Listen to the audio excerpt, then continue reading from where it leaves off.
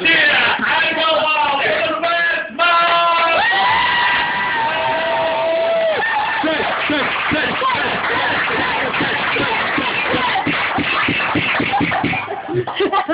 No pressure, Ted. No pressure. No. I want one thing to ask them before I introduce myself. I want everybody to stand up. Everybody in the room. Take control now.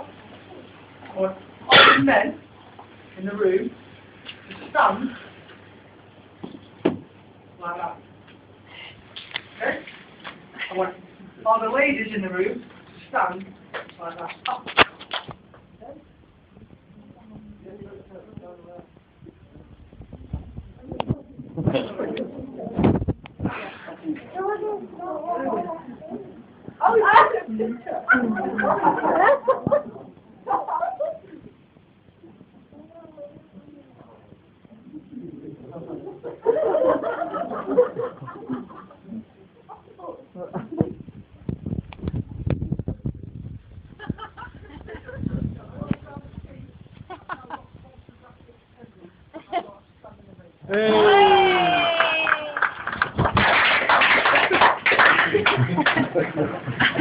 Good night.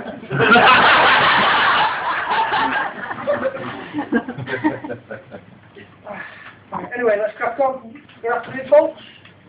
For those who don't already know me, and there's quite a few, I only know a handful of people in the room. Got friends from Waterman, Sale, Stu from Blackpoolish way. Yeah. I went out with David and Graham last week. So there's a few I don't know.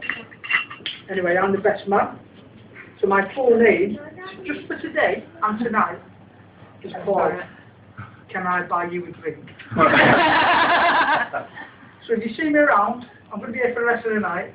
By all means, feel free to call me by my full name. So Sue must have exhausted all the other lines to ask me to be the best man, because I swear a lot. Can't help myself doing it, and I also put my foot in it a lot. So let's see what happens. Hey.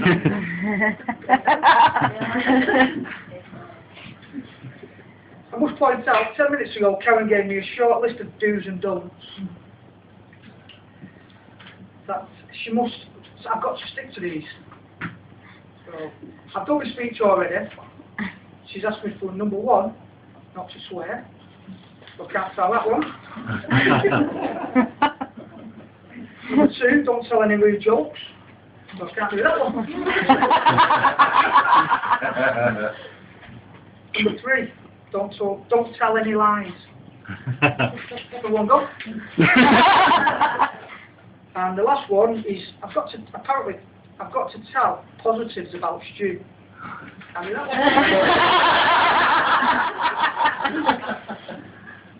speech is good. You know, during the service today, I couldn't help thinking it's funny how history repeats itself. I mean, it was 38 years ago when Dale and Stan at the bottom end, they were sending a daughter to bed with a dummy.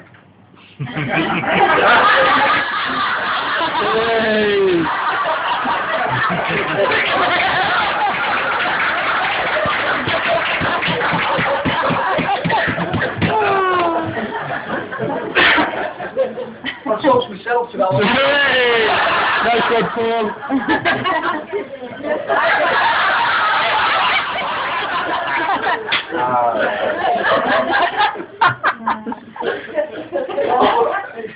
It's also important to Karen and Stu to include some of the English wedding traditions. Chiefly, they were insistent that the classic and long-standing tradition of having a collection for the best man. I said it's not necessary, so as they did insist. Oh, yeah, no coins. Do that way. Been on many a good night out, Stuart, around the country and even in Europe. He can drink. We've had quite nice eventful nights, and even nights when he decided he was going to take on one of the most notorious gangsters in Manchester. ending laughter. Some bruises along the way, all good fun. I can remember one time, Stu stayed, I used to run a pub a few years ago. Stu stayed after hours, late hours. He walked home the next day, he turned up with a big gash on the front of his head. I'm walking home, the previous night, straight into a truck, wing mirror. All his head wide open. Wasn't my fault. Wasn't my fault. I was the one flying in with the whiskey. So it was my fault in the end. Anyway, back to the trip to Europe. I went to Europe. You've not already booked your honeymoon, have you? Yeah. You book it. Don't let Stu book a holiday. He decided to get a few of us together. I think Jen went, didn't you, with a couple of friends? Booze cruise. Bilbao. And it was a booze cruise and Sig run. Went to Spain. The idea was it was a 60s, 70s, 80s cruise from Southampton to some place in Bilbao. Bilbao, is that what it was? It was the shockingest place in the world. It's alright if you're not hungover. For 75 quid, it was alright.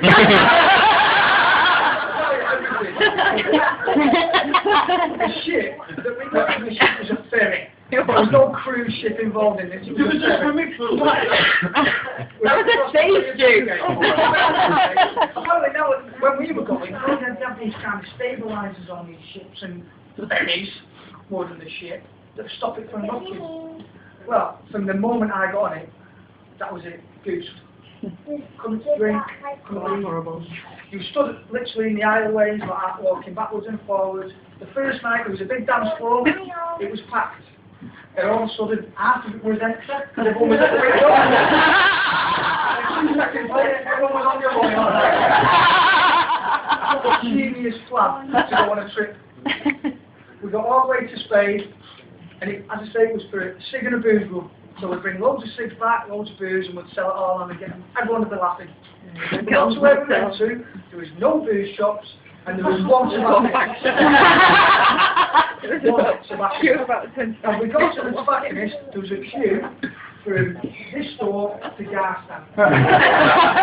People wanting to buy cheap cigs. We got in there and we bought 200 Camel cigarettes.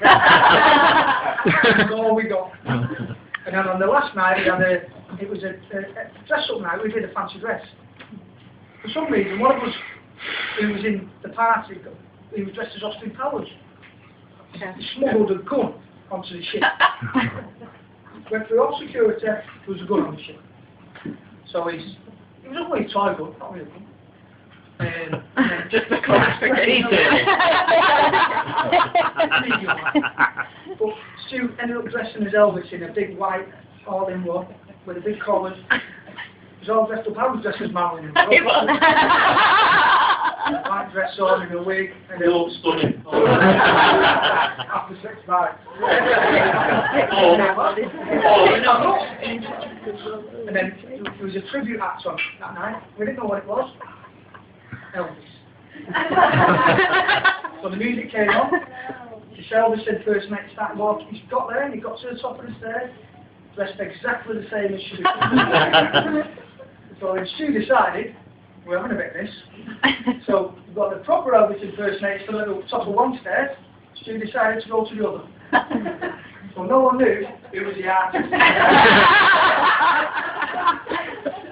1,500 people on this. Both walking down, both walked to the stage. Everyone's still thinking, to Elvis is, what's going on? The guy decided to start singing, apart from when Stu took the microphone off him. Started doing his own rendition. So book wisely, and make sure you fly. Don't want to. It was better than the original Elvis though, wasn't it? Yeah. He was getting paid. He was getting paid. Anyway, I'm not really, I can't recall how me and Stu ever exactly met, because we've been friends for, as I say, 15 years. Sure. Yeah. I don't even know why we were friends, because he wears the kind of shoes you used to wear. Some of them shoes. Cowboy boots. You see shoe collection? Brilliant. It's got to be the best shoe collection in the world. Even when I go to a shop and I see the ridiculous shoes that anyone you'd never wear them. I send him a picture and really get me a pair. I think we've been friends for years. We've been through thick and thin. Karen, you deserve all your, because he's a very, very good friend to me. And he'll be more than that to you. Yeah. To his mother, Stuart, Val, be very proud. I'm sure you are, because his son is a diamond. Yep. He's not just got me as a friend, he's got a lot of close friends. Probably not treating the same as he does me. So well done, all credit to you. I'd like to say a big thank you to all the bridesmaids. Ladies, look stunning. As you all agree, they've done a marvellous job.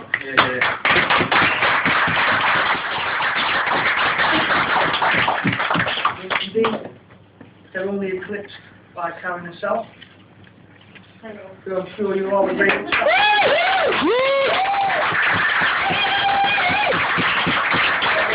Raise our glasses to the bridesmaids and to the bride. Bridesmaids and the bride.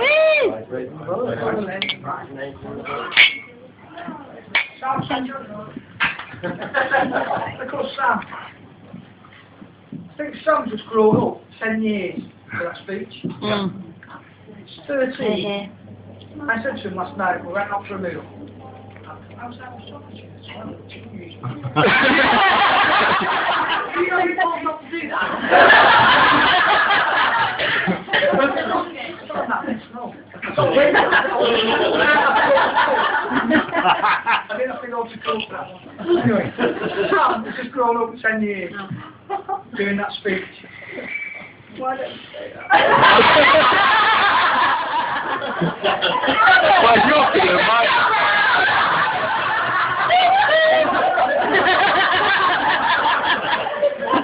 Anyway, Sam said to me last night, I said to him, have you got everything sorted? Are you all done and dusted? Is your suit fit? Yeah, everything's fine. I'm more scared about the speech. I said, don't worry about it. So how long is it going to be? And he said, I've got an A4 piece of paper. And I thought, you know what? A 13-year-old lad is going to walk down the aisle, give his mum away, then stand up here in front of all these people, 50 people, and do a speech. Yeah. I thought to myself, you know, why should I be so nervous? True. That guy there, this man, he's not a boy anymore. You've just become a man by doing what you did for your mum today. Good job.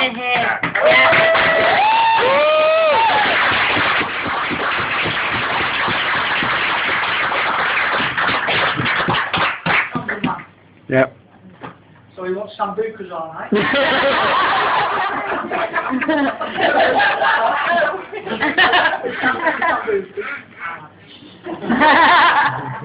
So anyway, that's me done. I've got nothing more to say really. I've got It's all on the back there. I've got a request. There's a video booth outside. Rather than having a guest book, we've got all technical. There's a video booth in the bar there, so you can all record your personal messages for the bride and groom. You can tell them how you feel, good day we've had, ups and outs, it's going to be better this evening. Don't forget to use it. All I can say is, rugby players, please keep your clothes on.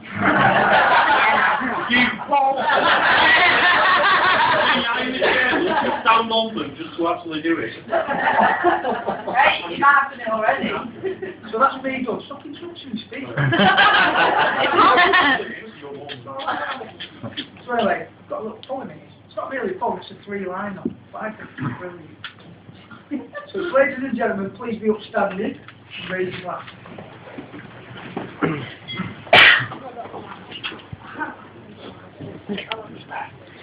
So look, to laughter, to a happy ever after. I give you Karen and Stu, Mr. and Mrs. Bowles, bride and groom. Woo!